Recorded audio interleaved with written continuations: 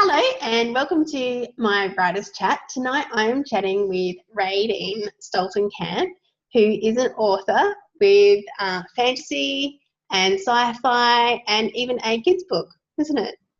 Yeah, all of those. Yep. So I just brought myself around. I haven't read the kids book yet, but I have read the first of the sci-fi books, and I've read the magical realism, which I really liked. I really liked that book.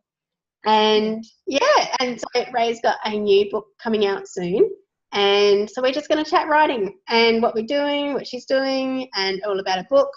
So here we go. Let's get chatting. So Rae, tell me, like, when did you start writing? Like, when did it start happening for you? When did you think, yep, I've got to put all these thoughts down on paper or computer screen? Okay, so I started writing when I was about 11 or 12, and I was inspired by my maternal grandfather because he wrote short stories for a South African newspaper. And I suppose I wanted to be like Grandpa, who doesn't, right? And so I started writing, but I started with poetry. Mm-hmm. And some of it was tragic, very angsty, teenage stuff. But then I got into short stories. And kind of just went from there, really, because I ended up doing the short stories and then having to write my first novel, which was called Panther. And I wrote that one at age 14, and it was about a man who can turn into a panther. Yeah. I love it. And so that's just how it's gone ever since then, really. And I can't seem to stop. Yeah, no, I think when I always wrote stories, and then I was always worried about finishing them because I had this feeling that if I finished it, then I wouldn't have another idea for another book. And after I finished the first one and then wrote the second one and then finished that, that's when I realised, this isn't going to stop. The ideas are going to keep on coming even if I finish the story. So that's cool. Yeah. So when did you publish the first book? So is the children's book that's the first book that you did? No, actually, 6 Dead Men was the first one published. And it was just after my dad died. Yeah. And the opportunity came along. I was working on this book in my writers group. Yeah. And an opportunity came along to do an ebook, which it was ebooks were in their infancy. People who were only just buying Kindles. Kindle had only just launched, I think. And it was completely free to publish it. And at first, when I was told about this, I was like, no. This is one of those too good to be true things. It's not really going to happen, So I emailed the guy and I said, this is some kind of joke, surely, And he said to me, no, we want to try this e-publishing thing and get people who want to self-publish to give them the opportunity to do that. Mm-hmm. So I joined up and I published it, and I just told all my friends what did I know about self-publishing, and some of them, bless their hearts, some of them bought it and they really liked it. Mm-hmm.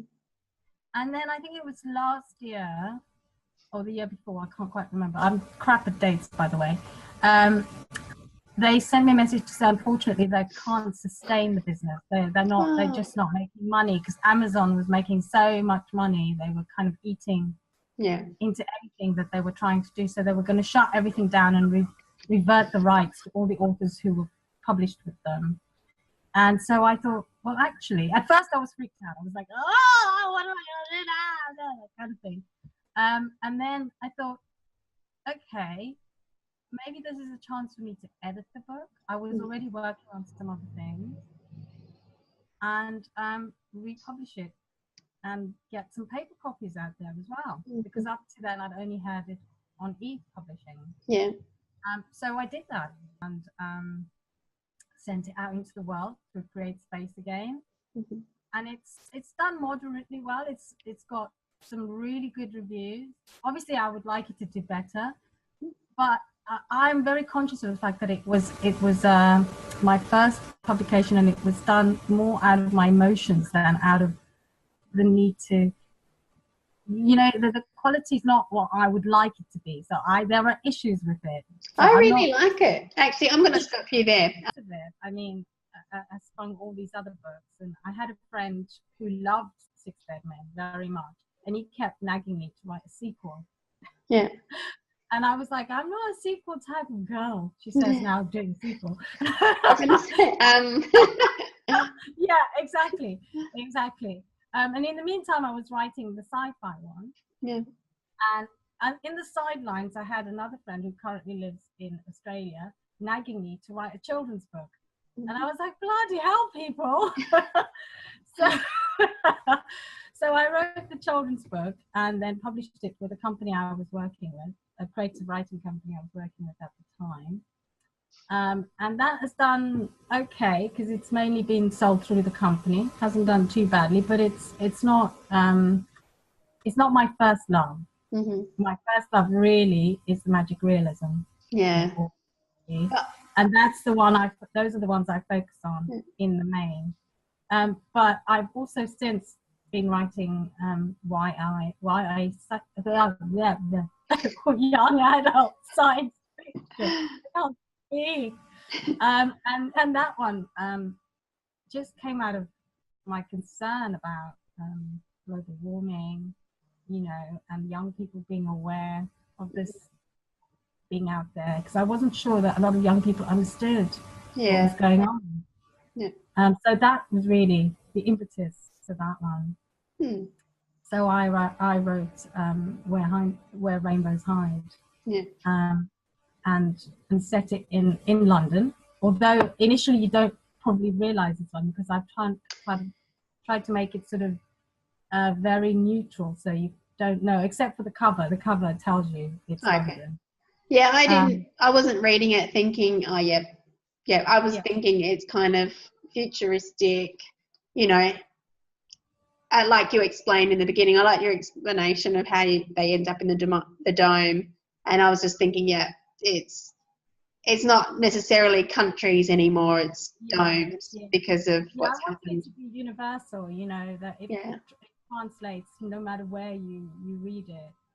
So that was the plan, and I just wanted an engaging character. And so Nira just came to me. She seemed like the right person to carry. She's a bit confused, doesn't really know what she's doing, all that kind of thing. So went from there, and then I've always loved chimpanzees. I have a thing about chimpanzees. I was wondering that, and I like that part of the story as well, with the genetic engineered chimps. Yeah, I thought that was cool. I liked that. Yeah, because I thought, you know, everybody tends to go down the android route, don't they? But I just thought, you know, why go down that? What if it was actually that we engineered some animals? And I thought that was really brilliant. So that's how come I've got this genetically engineered chimp in there. And so it just felt like it needed a sequel, bizarrely. But I decided to set the sequel further along in time, so that some of the characters from the first book filter in, but you don't necessarily need to have read the first book in order to read the second one. I've tried to do it so that the stories are individual stories in their own right. So that's really where we're at now, and that's the one which which I am publishing in December. The launch is in December. So I was really intrigued when you said it's a sequel, and then I read the end of the book and I was like, and then I read the beginning of the first one, like I've read the first few pages, and I was like, okay, because I was thinking, how's this going to be a sequel? I'm intrigued to see what happens. It's just really fascinating, and I've started working on the third one. Series. The third one probably won't be ready till 2019. Oh, wow. Cool. I've got so many other things I'm trying to get done at the moment. So I've got the prequel to Six Dead Men. I'm looking forward to that, because I have to confess, when I read Six Dead Men, I thought, yes, I want to read more. I really liked that book. So remember I said to you, my friend asked me, write another one. And he really loved the character of Robert Deed. Yeah. So I woke up one morning and I had this woman's voice in my head, right? And it was Robert's mother. So I thought, oh my God, I've got to write about him when he was a child. Mm-hmm. So that's why it's a prequel. Yeah. So I've written a story about how he becomes a detective, basically. Oh, cool. Yeah, so that's coming out probably next Easter, I think. That's exciting. So how many projects have you got on the go at the moment? Oh my God. So many. I'm writing the sequel to the children's book, The Lonely Dragon. Oh, cool. Yeah. Yeah. And that is basically going to be about fostering in the care system. Yeah. Even though it's fantasy, that's what it's going to be about. Oh, cool. And I've also got, I can't quite decide which magic realism book I'm going to work on next. I could work on one that I've been working on for a very long time, which is called Sharp Dark Things, which really needs a lot of work on it. So I might have to send it off for an evaluation. Mm-hmm. I don't know yet. I'm thinking about that one. Or I could work on a new book that's been kind of playing around in my head, which is to do with tattoos. Mm-hmm. And then there's a third one that I could work on, which is sort of based on my maternal grandmother and grandfather's lives. Oh, wow. But it has elements of magic realism in it. So it won't be a true history because I'm just making stuff up. Yeah. But I'm effectively thinking about their stories, because she was, her parents were from Pakistan. His parents were mixed race, Black and English. And then they both end up in South Africa. Yeah. And that dynamic and what was going on at the time, the history at the time, the growth of apartheid and all of that. So the problem with that one is that there's a lot of research involved. Yeah. Yeah. So so that's the one I think that I'm a bit more dubious about working on. Yeah. There's a lot of stuff going on in the soul novel. So what draws you to the magical realism? Because I wrote a short story this year, and I don't write short stories, so it became a novella. And I'm impressed I managed that, to be honest. And I just always love the fantasy element, and I think the thing I like about it is, I don't know, I like the idea that there's stuff that we can't explain. Because, coming from science, because you're a teacher, is that your background? You're a teacher? Yeah, we're very much grounded in the here with those kinds of jobs. But, and then the naturopathy, I kind of like the healing power of nature, kind of life finds a way kind of thing, because even with biology, not everyone reacts the same way, and it always annoys me when everyone says, oh, everything that is to be said has already been said, so we're just finding new ways of saying the same thing. And it's like, I don't believe that, because I think there are still new ideas coming out. We don't know everything. And I don't think everything has been said.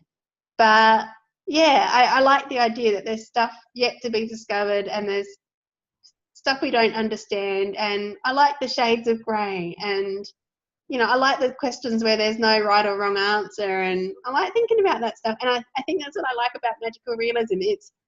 It's real, it's practical, but there's some elements of the, I don't know, in it.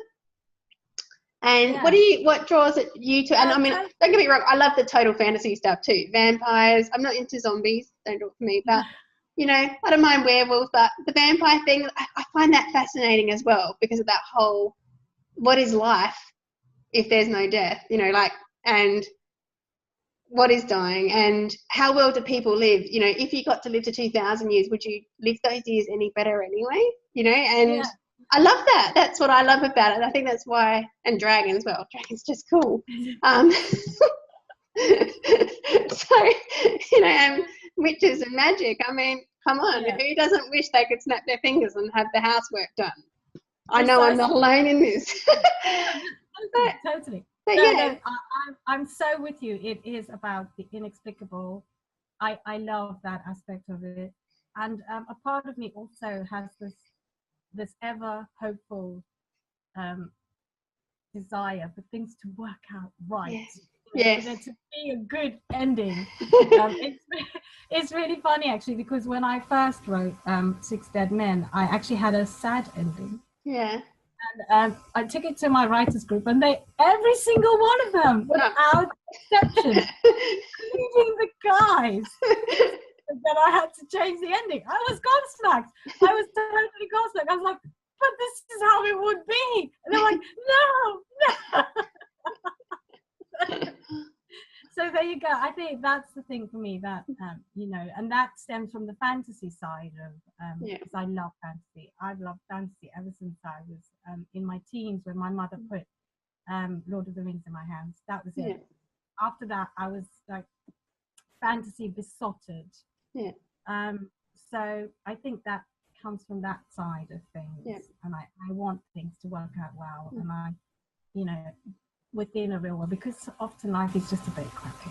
Exactly, and I think that's part of the thing. Like, people read for escapism. I asked one of my beta readers, who's a friend. She was briefly my manager when I worked in a bookshop, and she's basically me, but a reader, you know, someone else. And so it's really good getting her to read stuff, because, you know, we've got so much in common and we read widely the same. You know, she's very eclectic. And so it's really good. And, you know, when I was telling her, I was like, you know, I was thinking of doing this, and she's like, no, needs a happy ending. And I said, oh, okay. And she goes, you know, don't get me wrong. She goes, I don't mind being challenged. She goes, but I'm reading for escapism. You know, I want there to be a happy ending. She goes, I don't mind working for the happy ending, because for the fantasy series that I'm writing, well, urban fantasy, I don't like snarky heroines, so it's urban fantasy without snarky, so I'm calling it fantasy. But yeah, for that series, it's like they've got to work for it. There's 5 books in that, and so the first book ends, you know, it's not the happily ever after the first book. And she goes, that's okay, but I don't mind working for it, but there has to be one at the end of all of this. She goes, you know, the series that I've read where I've gone through 3, 5 books, and then, you know, they don't end up together. She goes, what a waste of my time. And it's like, that's how I felt with True Blood. I was like, 5 seasons of my life. For what? This is crap. What? No, not with Bill. No. According to me, that show finished at the end of season 3 or whenever Alan Ball left. I said, but really, if I did keep watching it, it left on the episode before what they're calling the final episode. That wasn't worthy of my time as an avid watcher. And so, yeah, so it's so funny that when we go to write, you think, well, obviously the readers are expecting the same thing. Just because we're writing it doesn't mean they're going to somehow be happy with something else. But I think that answers the call. And I have to say, in talking about magic, I mean, we were having a brief talk before I press record, but one of the things I like is, as well about romance, I think, is that's an element of magic in that. You know, we're talking about the luck involved in finding your soulmate. And there are a few things we're not in control of in life, and that's one of them. And I think I like, you know, I think that's why romance and a romantic thread in fantasy and, you know, the magical realism, I think it works, because it's something that we can't explain, you can't control, you can't predict. And even if you find it, you don't know how long you have it for either. You know, like, there's just so much, there's magic in that. Yeah, so, yeah. Exactly. Yeah, because it is so precarious, the whole thing about finding your soulmate, you know. So I think it's lovely that we can find someone in our region, really. Yeah. I feel it's my duty to make it happen. Yeah. On the page. So that apparently being a matchmaker is a real job. No. I'm not a good matchmaker. Don't go there. What happened? I've lost you. Oh, I'm here. I can see you. Can you hear me? I can hear you, but I can't see you. Oh, I found you. I found you again. Yeah. I touched something. Don't put her anywhere near technology. I was going to say, the other magic that we're totally not in control of in our daily lives. So, as a segue to my next question, so what is your writing habit at the moment? So do you write daily? Do you write in bursts? How do you get these books done, you know? How long Right. do you write a book? I have two set writing days a week, Tuesdays and Thursdays, and I try to really stick to them sacredly. I work around them. I basically book them out, and people are not allowed to interrupt my writing days. So the only exception is things like us having a chat, which is still to do with writing. It has to be writing related. Otherwise, I'm not doing it, basically. So that's what I do. Because it's so tight, I have to get stuff done. You know, funnily enough, I find in the summer holiday, I write less than what I write when I've got in term time, when I've only got my 2 days a week, because I know I've got to bash stuff out. So I just bash it out, you know, and I get it done. I have to avoid writing on the mornings when I'm teaching, because I will never get to my teaching job. So really I can't do it. I can't even dip in for 5 minutes, because there is no such thing as dipping in for 5 minutes. Once I'm in, and I'm lost.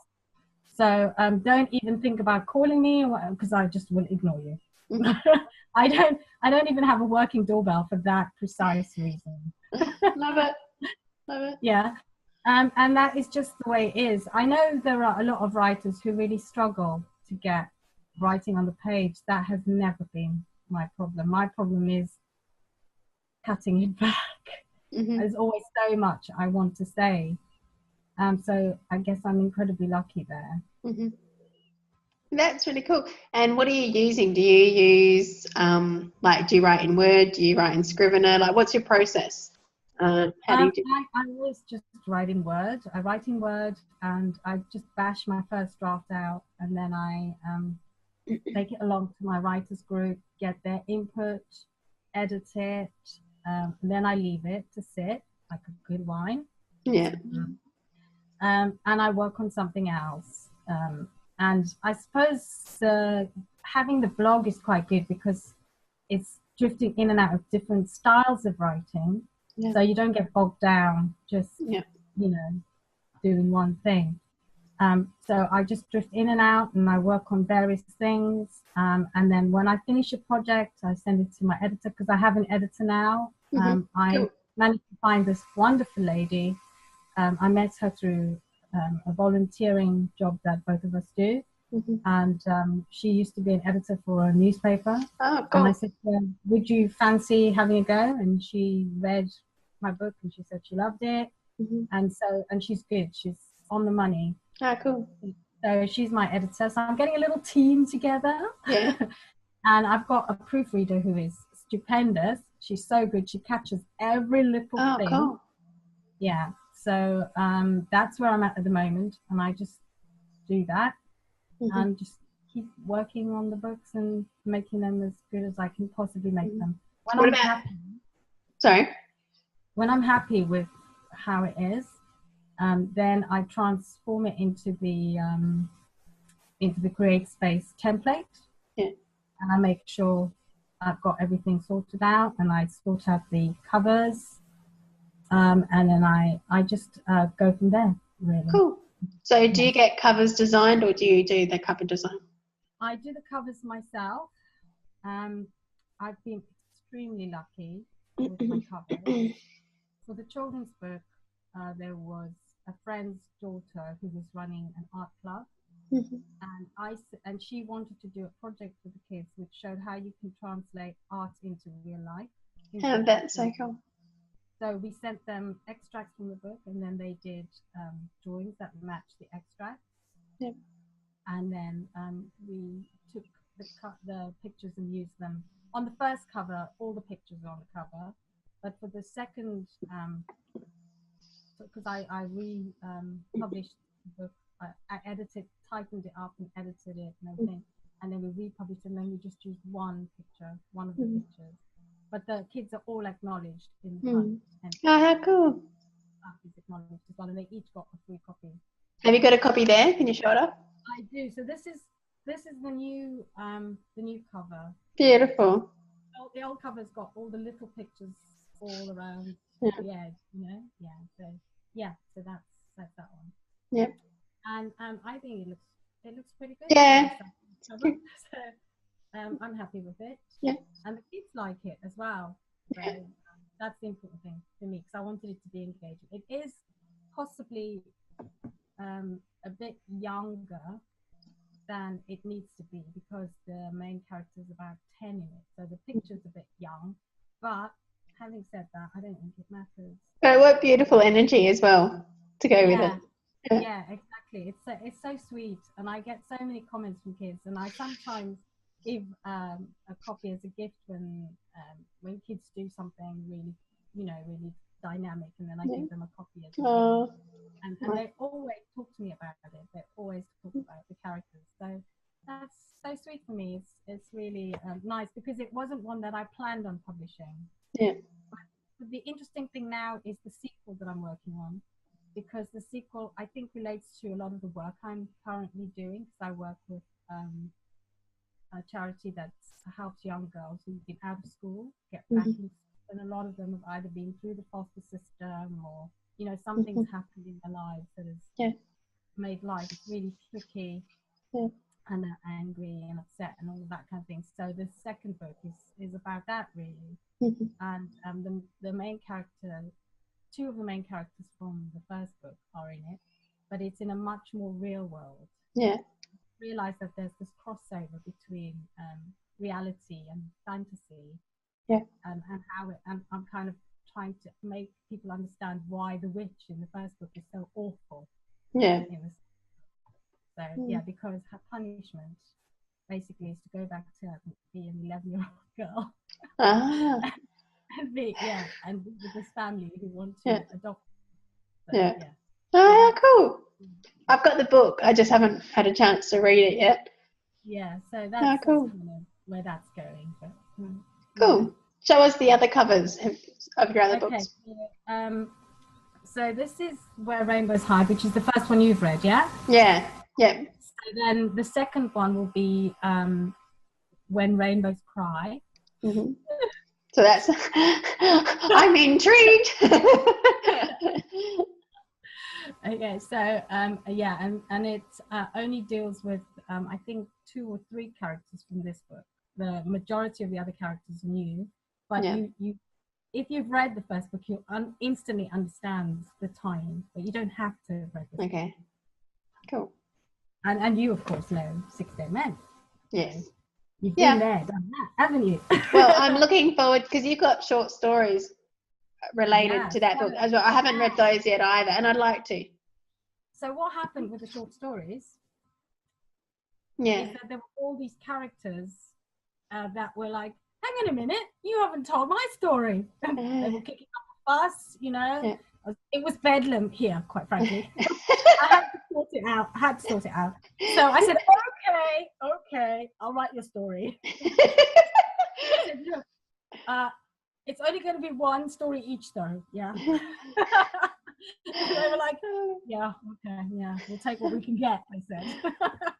So that's what that one's about, really. It's these other characters kind of wanting to say what they want to say. Oh, that's really cool. Well, I look forward to it. So they're all ebooks, though, aren't they? They're all available. They're both available in print and print as well. But 6 Degrees currently, there's a free copy of it available through InstaFreebie on ebook. Yeah. So if anybody wants to read it and find out what these characters are and what they have to say, then they can get a free book through InstaFreebie. So how do you do that? Will you give me the link, or? I can send you to your link. Or I can put the link to go to your website, and you can. Yeah, it's actually on the website. It says. And, easy. A free ebook is also coming out just before the launch of the second one. Oh. Yeah, and that will be cool. It wasn't me. I didn't do it. Yeah. So that will be out. I'm just sorting that out at the moment. I'm doing the mechanics of that. Oh, but there's so much to learn when you self-publish. Blooming heck. Yeah. Little things you have to figure out. All the different hats. There's so much knowledge in this head. So this we have to get it out. My ear, of course. So Okay, so tell me about this launch. So when is the book available, and what are the big things you're doing for this book launch? Right. So currently, I'm having a physical book launch on the 2nd of December. Oh, cool. Yeah. And that's going to be at a local restaurant it's amazing because it allows you to do all these other weird stuff that you want to do as well. Yeah. So that's going to be there. And I will run some promotions on Facebook and sell some of my stuff, at a reduced rate to kind of just get people into it. And I'm hoping that the launch is also going to be a sort of an open mic night thing. So people who want to read their poetry or sing a song, do some stand-up maybe. So I'm in the process of organizing all of that right now. I've just been talking to somebody I want to be my MC. So I just have to wait for her to get back for when we're meeting up and things like that. So it's a lot to organize. I'm trying to arrange a blog tour. And I'm also still just waiting for people to respond to my questions and emails and stuff like that. So. Oh, cool. So with your book launch party, is it friends, or are you being strategic, for wanting a better of a word? Is it, writer people who are coming, or is it friends? You know what I mean? Like, is it a party just for you to celebrate? Yes, I'm publishing another book, or is it a more of a traditional book launch in terms of let book people know there's a new book out there? Yeah, no, it's gonna be open to the public. Oh, cool. You won't need to pay to get in. You can just come. The only, obviously you can buy drinks at the restaurant or whatever. That's kind of in there. But the open mic thing is going to be open to mainly creative friends who write and sing and act and all of that kind of. So yeah. Yeah, cool. Yeah, there will be a list. Obviously, if people come and sign up, the list I'll only be able to do it for so long. So I have a bit of control over the situation. But it will be open if people want to come and sign up. I did a book launch for my first book, and that was just yay! Finally, I published a book, and so that was just for fun. And that wasn't open to the public. I just invited some friends and basically people who had heard me talk about the show for so long. And so that was just that. But it would be fun to actually be in a position to have, firstly I've got to write more fiction, but to actually have a proper book launch with, where people who like the books come. So that sounds so exciting. It's cool. No, it is exciting. I was hoping to have a book launch at a local library, but unfortunately my local library's been shut down. Oh no. Thanks, council. And there's a possibility I could have it at another library, which is a little further away from me. But I'm not so sure about the space, really. Yeah. The space, and I'm not so keen. So yeah. Although ideally I would really like to do that. Yeah. So I'll wait and see. I'll go look at the space again and see if we can make it workable. And then there might be another book launch later. Could be a good option for the kids' book. Yeah, I was thinking maybe leave it until I've done the sequel to the kids' book, and then and you never know, maybe my library will be reopened by then, which would be fantastic, because ideally I would prefer to have it in my library. Yeah. Yeah. That's where I had a standing relationship with the librarian, and I know the building so well, and we're such a community-led group of people. So I would really prefer to have it there. Yeah. All right. Well, we should probably be winding up soon, but I've got 2 more questions for you. Okay. So, what are you currently reading? And what are you going to read next? Right. So I'm doing one of my crazy reading challenges again. So I'm reading all of the Discworld series that Terry Pratchett wrote. Wow. Yeah. I'm currently reading Jingo. How many are there? Because there's quite a few books. 41. Yeah. I've managed to read 26 So wow, cool. not bad. I might just finish it before the end of the year. Who knows? Wow. I'm also reading Hag Seed by Margaret Atwood because basically because of the launch of The Handmaid's Tale, which was I was out over there. Yeah, I'm seeing pictures. I don't know when it comes out, but I've seen lots of posters. Yeah, I mean, I thought they did a really good job of it, to be honest. And then I also recently read Alias Grace, which was excellent. I really liked it a lot. So, and I suppose I just thought, I'll read another one, you know, another Margaret Atwood. And then I'm also reading a self-published book by an author who I haven't met him as yet, but I kind of sort of vaguely know him. David Barker, I think his name is. Okay. And it's called Blue Gold. Okay. So I'm reading that, and that's sort of science fiction-y. No, it's not more science fiction, I think. Yeah. Cool. So I thought, because it's nice to be able to review indie books, and so people at least get something on Amazon they can review, kind of thing. Yeah. So that's why I'm doing that one. Cool. I can't remember, what was the other question? What are you going to read next? What am I reading next? Okay.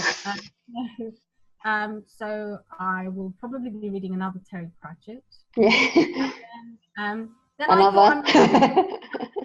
Another Pratchett. And then I thought I might reread The Tower of Pooh, because the film about A.A. Milne and his son has recently just come out here. And it inspired me to reread it again. Yeah. It made me laugh. It made me chuckle quite a lot. And I used to be called Tigger when I was at university. And I once played Piglet in a school play. And I thought, well, I think I need to reread The Tower. So that's probably what's up next. Yeah. Cool. All right. Well, I better let you get back to your writing day now. So thank you for having a chat, Rae. So can you just show us your books again? And it's always good to chat with you, my darling. Oh, there's so many. It's almost like I'm an author or something. You're going to have to do the stack soon. Cool. Look, I'm not even in the picture anymore. Cool. That's something to aim for. I've got, the novella. So I'll get working. Well, my goal is to clear everything so that November I can get back into fiction. Because like you say, the stories are there and then I want to be written. And I find, I don't know about you, but when I'm busy, that's when I get, they sprout like weeds, like more ideas, write me. And it's like, I can't, I've got deadlines. And then now it's like, okay, there's a bit of space cleared and I'm like, I've got nothing. I need a break. And so I know they give me give me a few days of quiet and then I'll be like, okay, all right. So all right, mate. Well, I'll let you get back to it and we'll chat again soon. Nice to see you. All right. We will. Good luck. Okay, bye. Bye. I just